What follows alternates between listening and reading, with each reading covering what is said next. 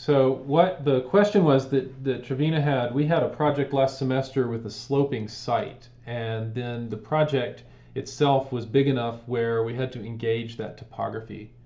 So I'm going to run through a couple of different tools that SketchUp has to help a building sit on a sloping site. I'm assuming she's probably reworking her model and she just didn't want to screw this part of it up. So um, I'm going to start by just drawing a topography, and I'm going to show you how to do that. I imagine this whole thing will probably take about 20 minutes.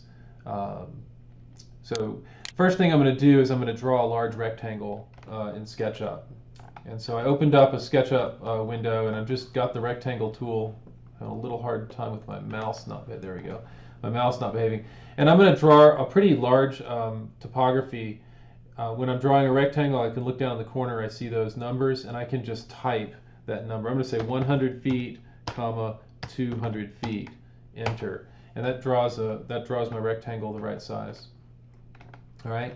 The next thing I'm going to do is I'm going to push-pull this shape up, and I'm going to type in a distance of 20 feet for that, just so that I have a volume of material there to deal with. That tends to make this easier. The next thing I'll do is I'm going to divide this surface, the top surface, up into different areas with some very simple topography lines. I'm going to use just the straight line tool, and I'm going to draw a series of lines across this shape to give myself a topography. Now, most sites would not be graded in the fashion that you see here, meaning the slope would not follow the topography in that direction. But that's how I'm going to go ahead and do it now. And then what I'm going to do is I'm going to offset each of these shapes up an additional height. So I have here, I hit escape, I have 1, 2, 3, 4, 5, 6 shapes. So I'm going to offset this one up 60 feet, and I'm going to offset this one up 50 feet, and then I'm going to offset this one up 40 feet, and then this one's going to go up 30 feet, and this one's going to go up 20 feet, and this one will go up an additional 10 feet. Well, that gives me even a bigger base, but that's not a problem. Okay, so what this does is it gives me a series of steps, and when we look at this from the top down, I'm going to use my view and camera, and I'm going to say parallel projection, and then I'm going to say camera standard views top. Okay, now I have a button over here that will also give me a top view, so I can click that. This is how the topography plan, or the topography model, the topography plan would look. And we would label this as 10 feet, 20 feet, 30 feet, 40 feet, 50 feet. And each time we cross over one of these, we're gaining 10 feet of elevation. And then when we look at that in isometric, it looks like a little stair step. But obviously the ground itself doesn't look like this. Unless there were retaining walls, the ground would be smooth. And so what I need to do is use a tool to create a surface. It's called a mesh surface that will drape across or follow these contours. Okay, and so the way that works is I'm going to turn my model to the side. I could click one of these buttons to do that also, and I'm going to select the top lines. Okay, so I've only got those top surfaces selected. That's one reason I had to give this some volume, is so that I could select those top surfaces. Then I'm going to go to draw sandbox from contours, and what it's going to do is it's going to create a mesh surface using this sandbox set of tools, and it's going to stretch it across those points, and it creates that surface. Now you'll notice that there are still lines on that surface. Those are lines that are poking through from the geometry below. This surface is a group. It's already been made into a group. And if you don't know about groups in SketchUp, that'll have to be a different discussion, but that's already been made into a group. I'm going to go ahead and triple click this surface, and what it's going to do is it's going to select this surface, it's going to select the edges of this surface, and then with the third click it's going to select everything else that's attached to this surface. 1, 2, 3, and I get all those pieces. I'm going to right click on it and say make group. So now I have two groups on my screen, and I'm going to hide the first one. Right click, hide, so that I only have that surface flying around on my screen. Okay, so that's the first step. You have to have a surface, and that surface is currently a group, meaning it's all one piece. Okay, I can't select just the edge. I have to select the whole thing at once. We'll talk about how to dig inside that group here in just a second. So that is the first little bit of information. The next thing I'm going to do is I'm going to create basically a building. Okay, and so I know. Let me unhide that selection again. I'll say all. I know that I've got a surface down here that's 100 feet by 200 feet. And this is still a group, and I'm going to draw another rectangle on the bottom surface of that group. Now it's not in the group, it's separate from the group, and I can hide that group, and then I've got that surface still sitting there. So I've got a surface here, and it's just a rectangle and 4 lines. It's not grouped, but this will give me something to create a site plan on. And I'm going to take that surface and I'm going to copy it. So I'm going to double click it. I'm going to get my tool here. It's a move and copy tool. I start it and then I hold the control key. I'm going to click on the origin and go straight up in the blue axis. It's got to go straight up. Somehow missed it. Start at the origin. Hit the control key to make a duplicate. And I want to position this above my site plan. Now, I'm having a little bit of trouble getting it to go straight up in space. It's wanting to slide backwards in space. So I'm going to hit the up arrow key and lock it onto the blue axis. And now it's kind of floating up above me. Okay, so I've got a surface down below. We're going to use that one later. I've got another surface up above, and I'm going to use that one right now. Okay, I'm going to turn the upper one into a group. Double click, or triple click if you like, and then I'm going to right click and say make group. Okay, so now I've got 3 groups. One of them is invisible, and I've also got a rectangle and 4 lines down below. All right, this is just getting us set up. This upper surface, I'm going to do something special to it. I'm going to paint it to make it transparent. So I use the little paint bucket. I'm going to go to the materials, and I'm going to say, no, I don't want colors, I want the transparent ones. Let's see. There's glass and mirrors, and I'm going to pick, I'll just make it a green surface just so that we can see through it. Now here's why. Because when I go back to the top view, look what's going to happen. I'm going to look through the green surface at the surface below, right? Okay, so that top surface is a group. Should be. Yeah, it is. It's a group, and it's transparent. And then the bottom surface we're going to use later to do something else with. So on this top surface, what I'm going to do is I'm going to draw a site plan directly on this surface. I'm going to go ahead and start by drawing just a rectangular box and pulling that, and I'm going to say that's my building. Right now, hopefully your buildings are more interesting than that, but that'll give us something to play with. I'm going to make a group out of my building. 1, 2, 3. Right click, make group, and I'm going to rename that group. I've got 4 groups now. It's getting to be a lot. So over here in my default tray, I'm going to say that I need to, in my default tray, I need to turn on my outliner. The outliner will give me all the different pieces that are part of my model. And you'll notice I've got several groups in here, and I've got that guy Mark. Mark is down here. He's my little dude down in the corner. We'll use him more in a minute. He doesn't mind being used. And we've got some groups, and some things are not groups. This object is not a group, but this object is, and I can see which one it is because when I select it, it selects here. It also selects over here, and I'm going to rename that. Right-click, rename, and I'm going to say topo surface. Okay, and then I'm going to click the green one, and I'm going to rename that one site plan.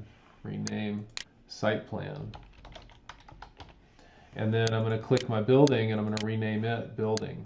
Rename building.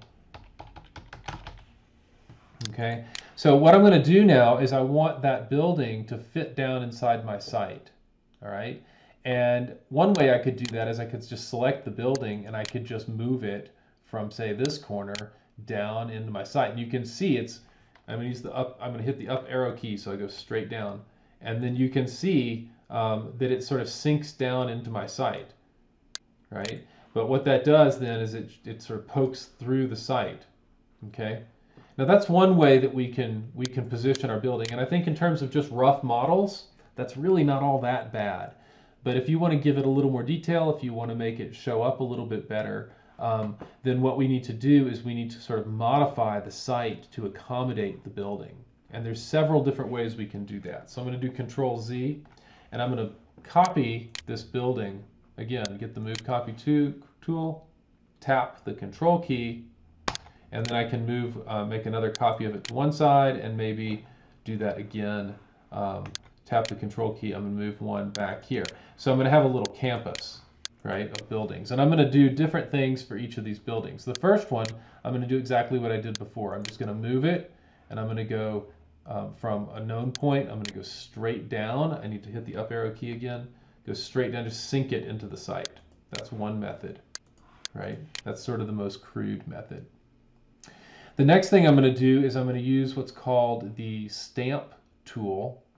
And what I'm going to do is I'm going to take this building and I'm going to stamp a surface onto my topography, and then I'm going to make like a building pad that this building can sit on top of. And I'm going to modify the topography to come and meet the building. So here's how this looks. I select the object, and then I go to Tools. I go down to Sandbox. Now notice this says Sandbox. Before we went from here, Draw Sandbox. Now I'm using Tools Sandbox. And I say Stamp. And it's going to prompt me to say, well, which surface do I want to stamp on top of? And then it also prompts me for an offset. The offset, I'm going to type 10 feet. And then I'm going to tap, I didn't do it because I need to do that in a different order. So let me do that in a different order. I'm going to say Tools. Instead of selecting it first, I'm going to say Tools, Sandbox, Stamp. Now I can set 10 feet. And you'll notice I didn't click down here. I just typed and it automatically knew where to go. The text did. So I type 10 feet. Then I click my object. Boom. And then it asks me, well, which surface do I want to stamp on? And I'm going to click on this surface. And what it does is it takes that shape, it offsets 10 feet away from the edge of that shape, and creates a cutout in my topography surface, and then creates a new surface that ties it together with a flat, like a building pad. Okay, so this is a very steep site. That building pad would require quite a bit of work to be able to be built that way. It looks like it didn't do the 10-foot offset. So obviously something didn't quite register there. I'm going to undo that, see if I can start it again. What is that 10 feet? What is the purpose of that 10 feet? Well, you'll notice that when I did that, let's see if I did a Control Y, brought it back. That slope is very steep.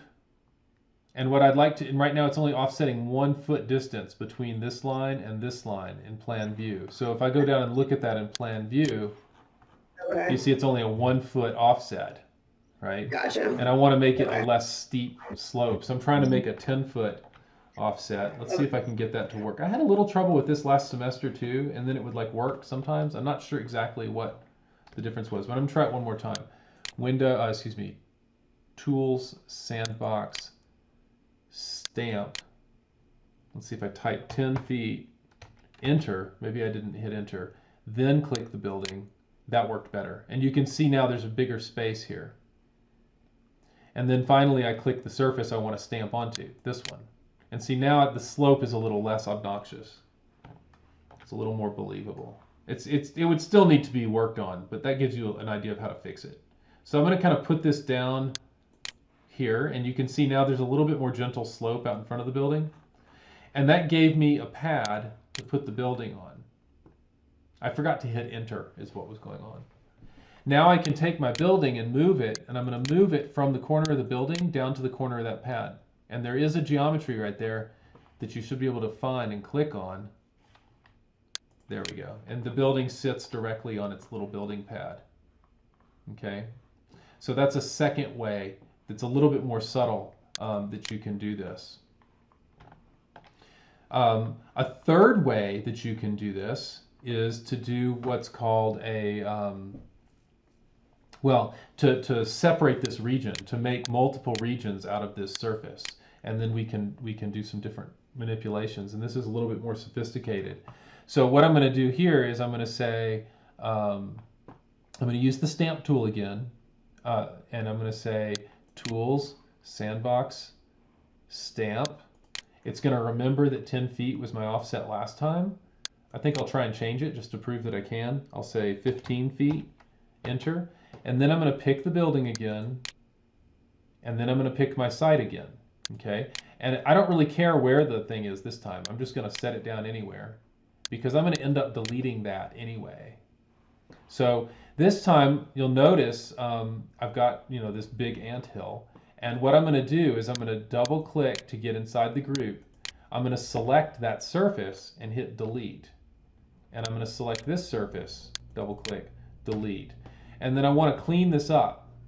So there's actually a lot of little triangles in here. I'm going to get rid of those, just some little corners of things that didn't quite work out properly, and I've got this basically rectangular hole in my site, right? And what I'm going to do is I'm going to take that shape again. I need to get the same outline shape again. So I'm going to draw a rectangle across from here. I'm holding down Shift to lock it in, and I'm hovering over that corner. So what happens is it's the blue rectangle because it's being drawn flat on the surface. And the reason it's not going diagonal like this is because I hold down Shift, and if you hold down Shift while it's drawing the blue, it'll stay that way. So it locks it in, and I hover over that corner, and I'm going to draw some geometry. See that rectangle from the top down fills the hole, right? It totally, and I can see it through the green there, right? It fills that hole up. And what I'm going to do now is I'm going to build a retaining wall on that surface. And the way I'm going to do it is I'm going to use the offset tool, and I'm going to offset in. Let's do 1 foot, and then I can delete the interior surface, and I can pull this one down through the site. So I built like a wall around my building pad, right, or around the area that I'm going to excavate. So this is a little more sophisticated. I can make that wall come up above grade 2.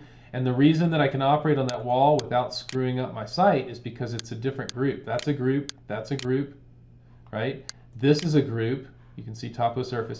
This is my retaining wall is really a whole separate object. So I'm going to triple click, make a group out of that too. Make group. And that's going to be called my retaining wall.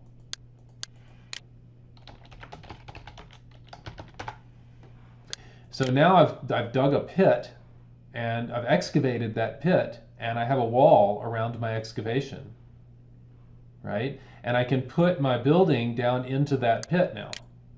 I can move it, straight down. Again, I'm going to hold down I'm going to tap the up arrow key and lock it into the blue axis, and then I'm going to come over here and look at this. I'm going to say, well, I'm going to set that down a little bit below the surface there. And now I've got what amounts to a little landscaped area basically inside my pit. And so now I can draw what goes on in that surface as well, right? And basically I'll have a big wall outside of my building, and then I'll have a flat area, and then I'll have a little wall over here. And this allows us to merge with the site in yet a different way. So I can go ahead and draw a surface inside of my retaining wall here, and then I can see down below, I can see my building pokes underneath it. So I'm going to grab that surface, select it with a double click, and I can move it from this intersection down to the bottom of the building. Okay, so that gives me like a little area, a little like maybe a garden or a paved area inside that area. Now the truth of the matter is most buildings are going to use a variety of these techniques. Sometimes it's just going to merge with the wall. Sometimes you'll have a little porch or pavement outside your building, and sometimes you'll actually modify the landscaping. So these are 3 different techniques, but really you would probably use a combination of these altogether. So that's just sort of the basics of this. There's one other trick that comes into play now. If I look at this from the top, that green surface, and you can see my 3 buildings, you can see where the slope has been modified, and you can see also where this retaining wall is. My 3 buildings might need something like, say, some pavement on the site, like a parking lot or something. Okay, now my site is heavily sloped, so a parking lot doesn't really make sense, but I'm just going to quickly draw, say, a sidewalk that runs down the length of my site. And so I'm in the top view, I'm looking down on this, I know that surface that I just created for the sidewalk is drawn on top of that green surface because I was looking down on it. Okay? And what I'm going to do here is I'm going to use another tool, another SandBox tool, and I'm going to take that surface and I'm going to drape it across the landscape. So I'm going to select the surface, I double click to select it, I go to Tools, I go to SandBox, and I'm going to say Drape. And then it asks me, well, which surface do I want to drape that on? And I'm going to pick this surface. And what you see there is it took those lines, used orthographic projection, and projected those lines straight down using orthographic projection onto the surface below, which happens to be a three-dimensional surface, right? And when it did that, it divided the surface into multiple parts. So now if I enter that group, I double-click to enter the group, I can pick that interior stripe and I can give it its own color. So I can say materials, and I can pick, colors, and I can say, you know what, I want to make this like a sidewalk and make it gray, right, for sidewalk. And then I can pick the topography itself, and I can, let's see if we can find a nice pale color for the landscape. Green is like the default imaginary landscape, but we're in New Mexico, so let's make it sort of a pink, like sand, like we have out here. And I can paint those surfaces the sand color. This over here, because it's been modified, different reasons, you might want to call attention to that, you might not.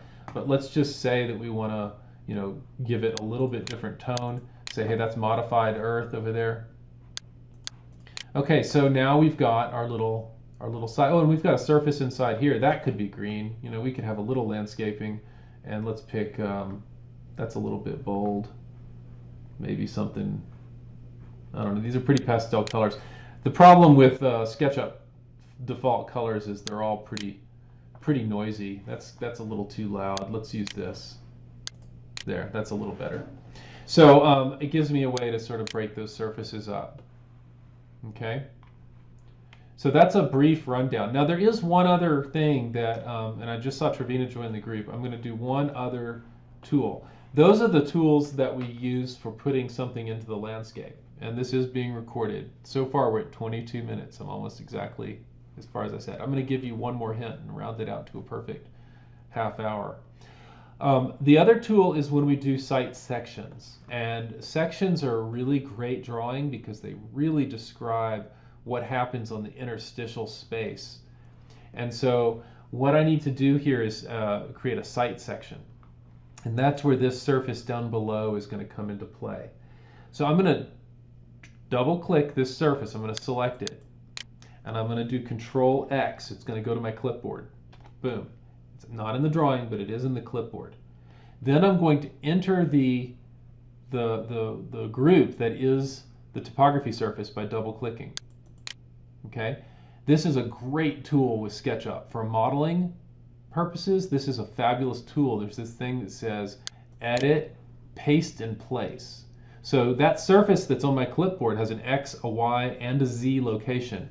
And I'm now in the group of the, you can see it in the outliner too, I'm in the group of the topo surface. It's hollow here, which means I'm inside that group. And I can go Edit, Paste in Place, and that puts this object into that group, which is a spectacular move. And then I can draw the lines to connect the corners. Okay, so I'm going to connect the corner here. I'm going to connect the corner here. I'm going to connect the corner here. Those two walls got drawn. I'm going to come over here. I'm going to connect these corners. And those two walls got drawn, which means I have a closed volume. Now, there is a hole at the top because of this element. I might need to sew that up here in a minute. We'll see. I don't know. I think what I'm going to do is I'm going to grab the retaining wall, and I'm also going to double click and grab that top surface. I'm going to do the same trick. Control X, enter this group, Edit, Paste in Place. Okay. I think that's going to make a closed shape for me, and that's important when you're dealing with a site section, is that you have a closed volume.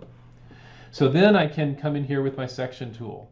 I don't need to worry about this thing up on top anymore.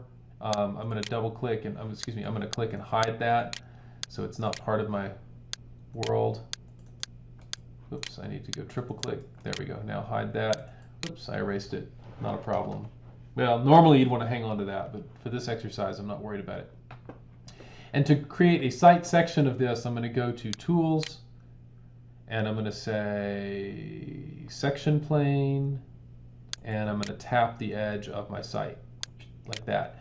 And so you see how this lit up black? In the newer versions of SketchUp, you're going to get a solid fill if you have a solid object. If I were to delete this bottom surface, then I don't get that solid black anymore. It just shows me a void, which is kind of ugly, right? Because I get like the line in the background, I get the sidewalk underneath. I don't need any of that. So I'm going to do Control Z and bring that back. I like seeing that surface fill up like that. Okay. Then I can take this section plane and move it into my work, like so. And you know, it's because I said it was black because it was a solid. It was a black because it was right on that surface, just like right now. It should show up like this. So I'm actually, I am having a little bit of problem there because I don't have a solid surface created, a solid element created. If I hide my building, let's hide a few things here and just leave only the topo surface visible. I'm going to select, and I'm going to say hide. And what we see there, because this is a group inside a group, that retaining wall, I think that's why I'm not getting a solid surface. Let's try and explode that and see what happens. Yeah, that did it. So now I've got my solid surface back. And I can unhide my buildings. I have a question about making that section. Yes. Can you make it can you put that at an angle? Yeah, this section plane can be rotated and moved. It's an object. So I can use the rotate command. This is kind of weird, but watch what happens when I do this. Right? You can, yeah, it's pretty neat. SketchUp is a wonderful tool for certain things. It doesn't do everything, and some things it does really poorly, but some things it does exceptionally well. And like if I need a site section, you know, if I need a site section, let's go over there and look at it. I'm gonna get the right face. I mean, that's a really exceptional example of how quick it is to get a site section. Now, truth be told, you'd probably want your buildings to be hollow, so there's some more work to do there, but that comes with building the model more sophisticated. Do you guys have any other questions about how that process works? I'm going to try to wrap this up in the next couple minutes and turn the recording off. Super helpful. Yeah. Well, good. I'm glad. And you know, this, like I said, this is a really powerful tool. The section can be hidden. You can hide it, so it doesn't gray everything out. I undid, and then you can also make it not an active cut, which allows you to come back in here and work on these models. I'm going to do just one little move to this model. I've got 3 different buildings here. I'm going to select this one and just show you what happens when you do a little bit more experimenting with this. I'm going to open this up and I'm going to draw, let's see, what I want to do is actually cut out the middle of this building so that it's hollow on the inside. So I'm going to draw an offset on the roof and then just pound that or pull that down into the building so it's a hollow building. Okay, now I don't have a roof on there right now, but and I may not have time in the next 45 seconds to draw a roof, but when I turn that section cut, make that active again, you'll see, oh look, my building actually shows up as a building. So the more sophisticated you make your model, the more sophisticated your sections can become. Super clever way to start a section. Okay, you can modify this color if you go into your style settings and you go to edit. One of these tools here will allow you to, let's see if I can find it real quick. I know it's in here. The section still can be modified, so you'll be able to make that you know, a different tone if so you choose, right? You might want to make your section feel a little grayer or something like that. So, you know, you can get pretty sophisticated with this tool, and when you hide that section, that looks, you know, that's a usable drawing. So I'm going to stop right there, my recording.